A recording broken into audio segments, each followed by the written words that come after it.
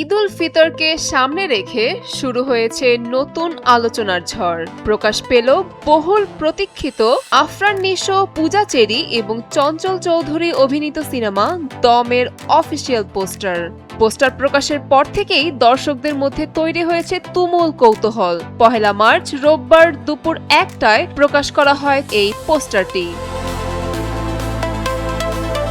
পোস্টারে দেখা যায় একজন আহত কিন্তু দৃঢ়প্রতিজ্ঞ মানুষের মুখচ্ছবি, আর পেছনের দৃশ্যে গাধার পিঠে বসা একজন ক্লান্ত বিধ্বস্ত মানুষের পিছু ধাওয়া করছে অস্ত্রধারী অনেক মানুষ।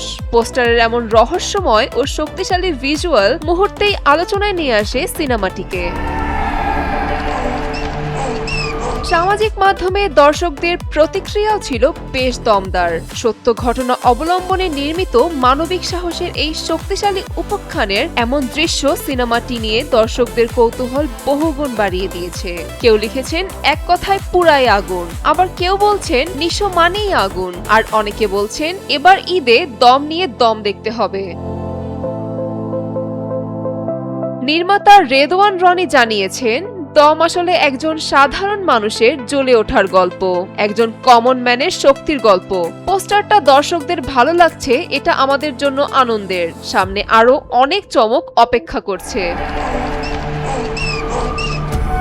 এসভিএফ আলফা আই এবং চরকি প্রযোজিত সিনেমাটিতে রনির সঙ্গে দম সিনেমার চিত্রনাট্য করেছেন সৈয়দ আহমেদ শাওকি, আলামিন হাসান নির্ঝর, মোহাম্মদ সাইফুল্লাহ রিয়াদ এবং রবিউল আলম রবি। আনটিল দ্য লাস্ট ব্রেথ ট্যাগলাইনে সিনেমাটি মুক্তি পাচ্ছে আসন্ন ঈদ উল ফিতরে। নির্মাতা ও প্রযোজনা প্রতিষ্ঠান বলছে এটি কেবল একটি সিনেমা নয়, বরং সাহস আর অস্তিত্বের লড়াইয়ের গল্প।